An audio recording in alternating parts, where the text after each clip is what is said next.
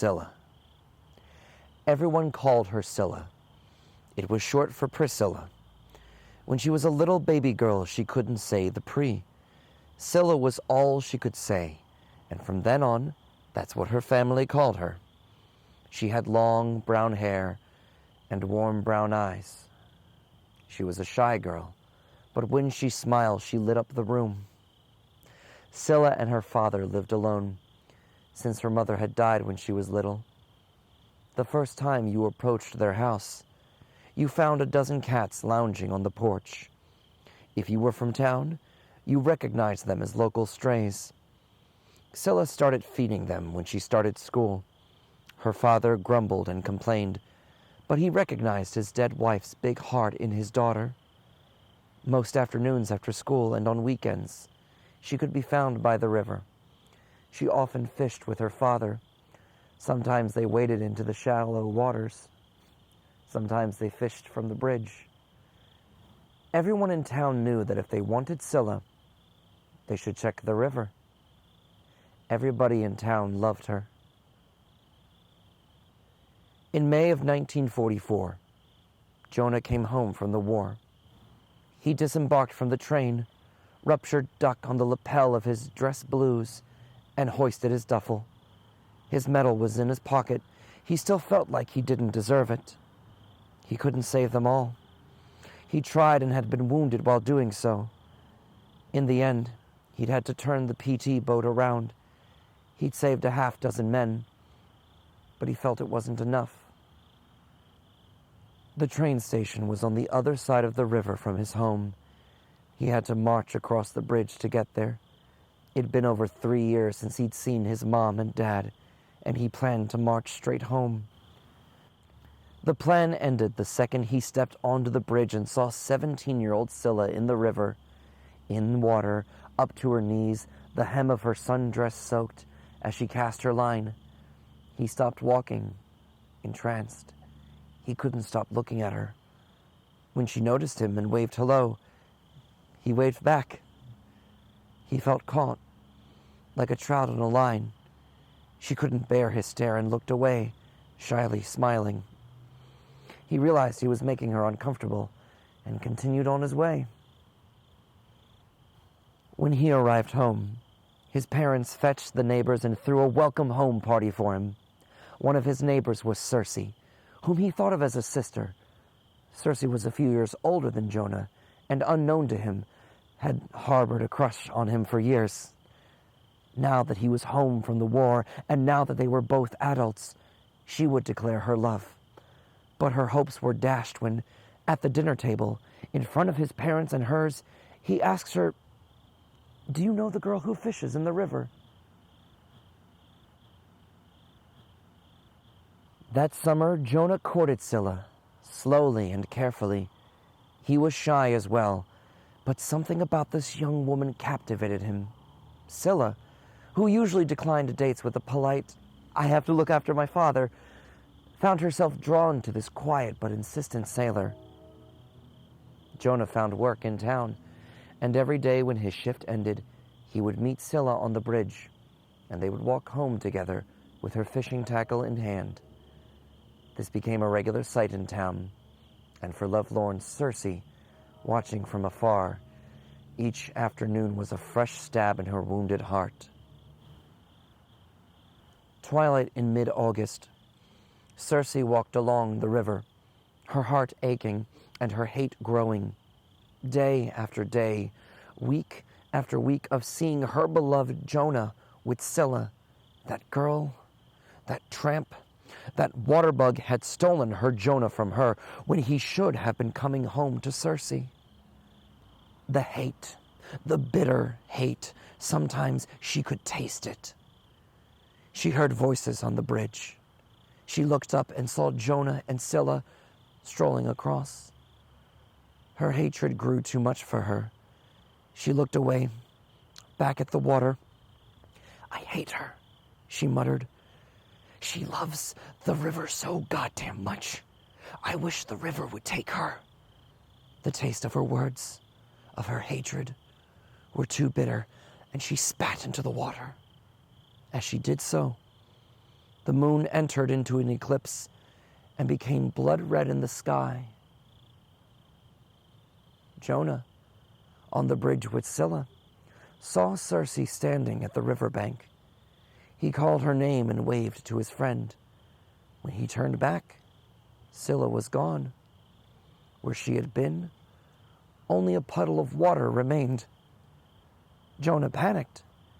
He had been turned around for only a few seconds. He began frantically searching the area. Finally, he ran to her home, and Scylla's father called the neighbors.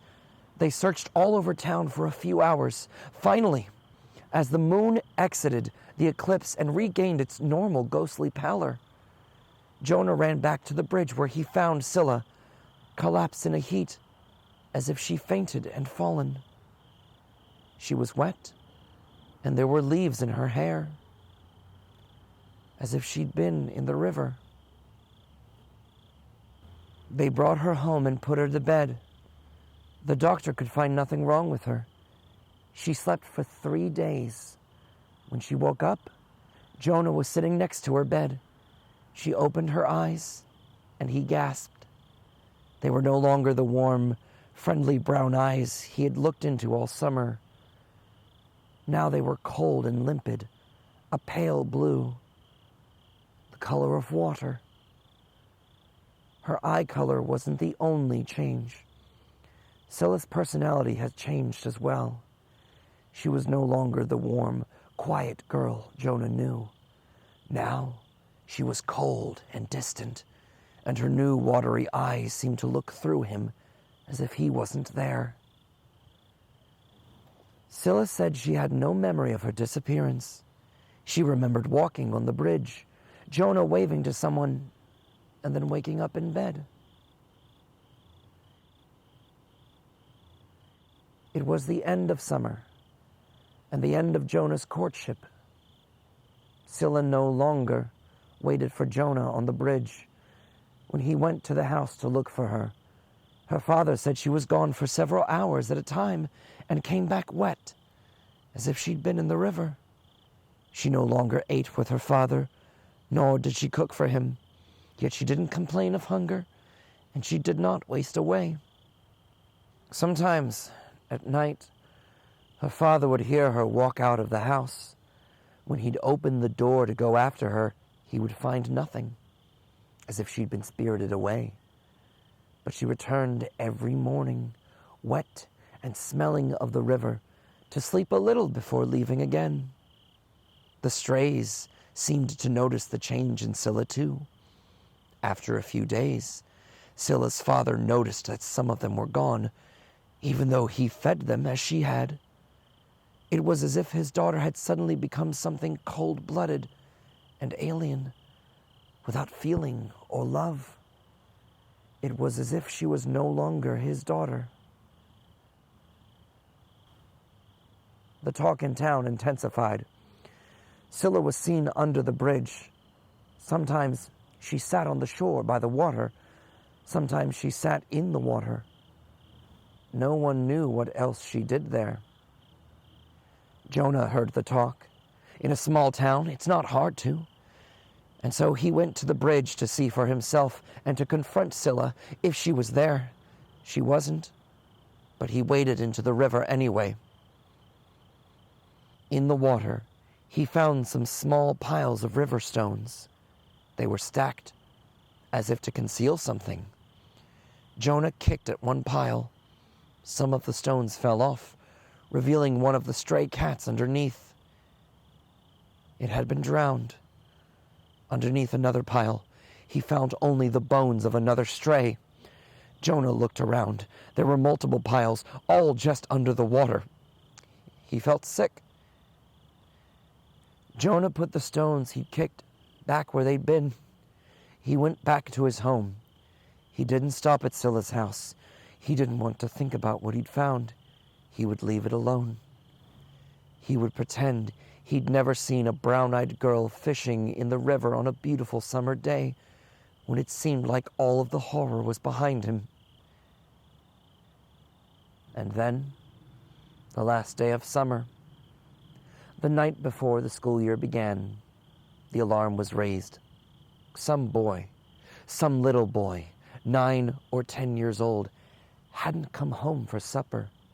He'd been fishing, his mother said, but he hadn't come home. Jonah was in the crowd as the sheriff laid out the search plan. He slipped away, heading towards the river. He didn't want to think about what he would find there. Circe, in the crowd also, noticed him leave and followed him from a distance. Jonah found Scilla under the bridge. She was sitting in the river, piling stones in the water. Jonah shone his flashlight in front of her. There, partially concealed by Scylla's growing pile of river stones, was the body of the missing boy. He'd been drowned. Jonah moved his flashlight to Scylla's face. For the first time since the night of the blood moon, she smiled when she looked at him. "My river," she said. "My river, not his." She pointed at the drowned boy.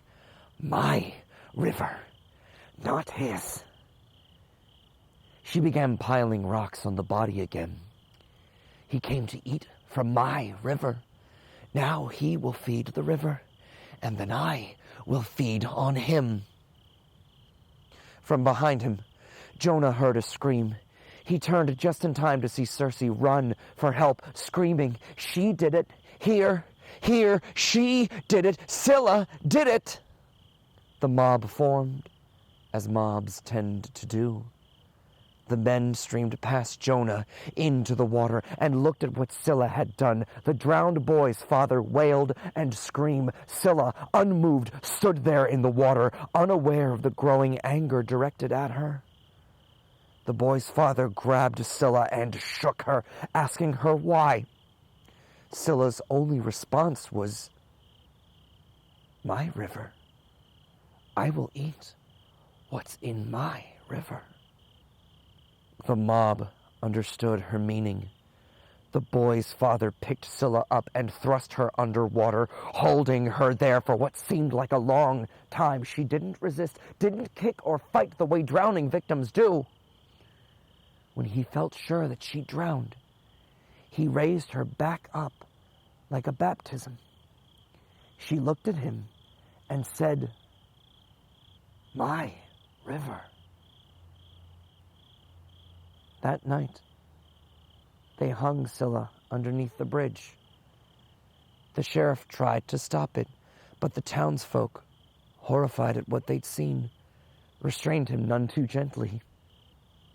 Scilla was raised up several feet above the river she loved so much. When it was clear that she was dead, Jonah came forth and asked them to lower her for his sake. He laid her down on the riverbank as gently as he could. He stared long and hard into her eyes before he closed them. They were no longer blue.